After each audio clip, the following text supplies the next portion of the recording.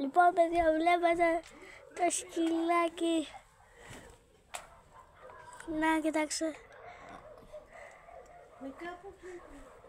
Είναι σκυλάκι μορφάκι. Με το μπαμπά μου. Και πάλι αφήνει το όμορφο σκυλί. Πού πήγε η Τζίνα? Μη. Θα είσαι ωραία και καλά. Τζίνα.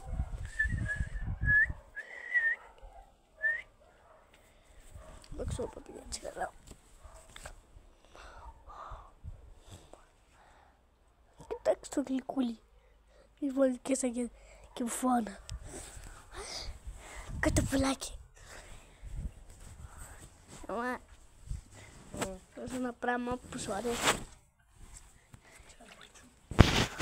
Ξέρω γιατί μπορεί. Χάρη. Και βλέπετε ότι είναι το πράγμα. Άστο.